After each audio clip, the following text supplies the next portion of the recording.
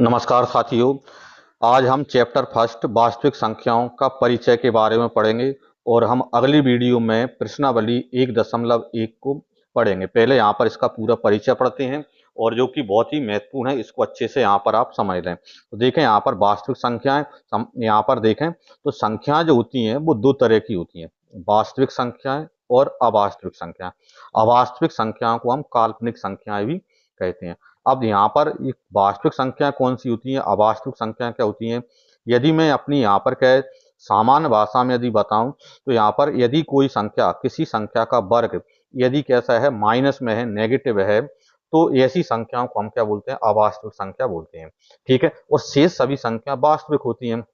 उदाहरण के लिए देखें तो कोई भी संख्या यदि रूट में आती है माइनस में, ठीक है, रूट के अंदर यदि कोई भी नेगेटिव नंबर है, माइनस में नंबर है, ऋणात्मक है, तो ऐसी संख्या होती है अवास्तविक। कहीं पर भी रूट के अंदर आपको नेगेटिव नंबर मिल जाए तो आप समझ जाए कि वो कौन सी संख्या है, अवास्तविक यानी काल्पनिक है। ठीक है। यहाँ पर जैसे रूट में यहाँ पर माइनस का 16 लिख दूं तो ये भी है, अवास्तविक है। भले ही 16 का वर्गमूल आ जाता है लेकिन माइनस में रूट के अंदर है, इसलिए इसको आप क्या बोलेंगे, अवास्तविक संख्या बोलेंगे। कुछ भी नंबर यहाँ पर यदि रूट के अंदर माइनस में आता है कोई भी, तो उस संख्या को हम क्या बोलते हैं, अवास्तविक संख्या बोलते हैं। या आप ये भी बोल सकते हैं, यदि किसी संख्या के गुणा में यहाँ पर -1 गुणा में दी है तो उस संख्या को आप क्या बोलते हैं, अवास्तविक संख्या बोलते हैं यहाँ पर। ठीक है। क्योंकि यहाँ पर जैसे रूट 16 है तो रूट 16 को आप क्या लिख सकते हो, तो 16 इंटू में माइनस का 1 यहाँ पर हम लिख सकते हैं। ठीक है। अब दूसरा आता है वास्तविक संख्या, तो इनके अलावा जो बचती हैं वो वास्तविक संख्या होती हैं। ठीक है। मतलब यहाँ पर 0 लिख दो, 1 लिख दो, 2 लिख दो, माइनस का लिख दो कुछ भी।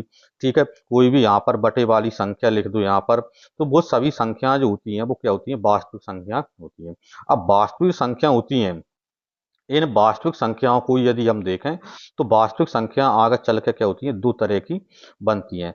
ठीक है। एक होती है यहाँ पर परिमेय संख्या, ठीक है, परिमेय संख्याएं, और दूसरी होती है अपरिमेय संख्या। ठीक है। परिमेय संख्या और दूसरी होती है अपरिमेय संख्या।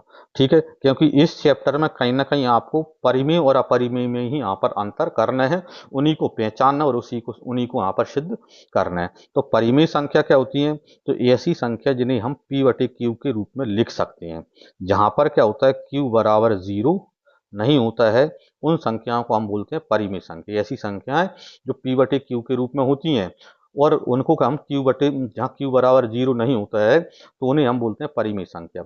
परिमेय संख्याओं में यदि हम देखें तो सभी जो होती हैं प्राकृतिक संख्या इसके अंतर्गत आ जाती हैं। सभी प्राकृतिक संख्याएं, मतलब यहाँ पर क्या है, प्राकृतिक संख्या मतलब एक से लेकर गिनती की जितनी भी संख्याएं हैं वो इसके अंतर्गत आ जाती हैं। सभी पूर्ण संख्या इसके अंतर्गत आ जाती हैं। पूर्ण संख्या मतलब 0 से लेकर गिनती की जितनी भी संख्या होती हैं वो यहाँ पर इसके अंतर्गत आ जाती हैं। सभी पूर्णांक संख्या भी क्या होती हैं, परिमेय संख्या के अंतर्गत ही आती हैं। पूर्णांक क्या होती हैं कि सभी धनात्मक संख्याओं के साथ साथ ऋणात्मक संख्याओं को और शामिल कर लें तो ऐसी संख्याओं को आप बोलेंगे यहाँ पर पूर्णांक संख्या। मतलब यहाँ पर 0 तो प्लस माइनस का होता नहीं है, तो प्लस माइनस का 1, plus minus 2, plus minus 3, plus minus 4, ये सभी संख्याएं क्या है, पर यहाँ पर क्या है, परिमेय संख्या होती है। ठीक है। ये और भी हम देखें, जैसे यहाँ पर 3/4 है तो परिमेय संख्या है, 5/8 है परिमेय संख्या है, या माइनस में भी लिख दें कि माइनस में 5/8 तो इसका मतलब जी परिमेय संख्या है। 0 बटे कुछ भी नंबर लिख दो, ये भी परिमेय संख्या ही है। ठीक है। फिर दूसरे नंबर पे हम आते हैं यहाँ पर अपरिमेय संख्या पर। ठीक है। तो अपरिमेय संख्या क्या होती है, तो अपरिमेय संख्या ऐसी संख्या होती है जिन्हें हम p बटे क्यू के रूप में नहीं लिख सकते हैं। ठीक है। उन संख्याओं को हम बोलते हैं अपरिमेय संख्याएं। इस चैप्टर में विशेषकर आप पढ़ने वाले हैं कि कोई भी रूट वाली संख्या यदि क्या है, पूर्ण वर्ग ना हो, उसका वर्गमूल ना निकले, तो वो अपरिमेय संख्या है। इसको ही विशेषतर देख लें। ठीक है। रूट 2 लिख लें, रूट 3 लिख लें, रूट 5 लिख लें, तो ये सभी संख्या कैसी हैं, अपरिमेय संख्या हैं। ठीक है। बटे में 0 आ जाए, जैसे 3/0 लिख दूं तो ये भी क्या है, अपरिमेय संख्या है। पाई को भी अपरिमेय संख्या में ही रखा जाता है, क्योंकि पाई की जो वैल्यू होती है वो लगभग लगभग होती है, यहाँ पर एकदम परिभाषित वह नहीं होती है। तो ऐसी जो संख्याएं जो होती हैं वो होती हैं अपरिमेय संख्या। ठीक है। इसके बाद है अंक गणित की आधारभूत प्रमेय। ठीक है, अंक गणित की आधारभूत प्रमेय क्या है? तो आधारभूत प्रमेय बोलती है कि प्रत्येक भाज्य संख्या का अभाज्य संख्याओं के एक गुणनफल के रूप में व्यक्त किया जा सकता है। प्रत्येक भाज्य संख्या को अभाज्य संख्याओं के गुणनफल के रूप में व्यक्त कर सकते हैं। जैसे भाज्य संख्या जिसमें किसी का भाग चला जाए एक वर्ग स्वयं के अलावा, एक वर्ग स्वयं के अलावा किसी अन्य संख्या का भाग जाता है तो उसे अपन भाज्य संख्या बोलते हैं। जैसे यहाँ पर 6 उदाहरण के लिए मैंने ले लिया, तो 6 क्या है? यहाँ पर एक भाज्य संख्या है। इसको अभाज्य संख्या गुणनफल में लिख सकते हैं। जैसे 2 गुणा 3 है, तो 2 अभाज्य संख्या और 3 अभाज्य संख्या। अभाज्य संख्या मतलब जिनमें स्वयं और एक के अलावा किसी का भाग न जाए उन्हें अभाज्य संख्या बोलते हैं। तो किसी भी भाज्य संख्याओं को अभाज्य संख्या गुणनफल के रूप में व्यक्त किया जा सकता है।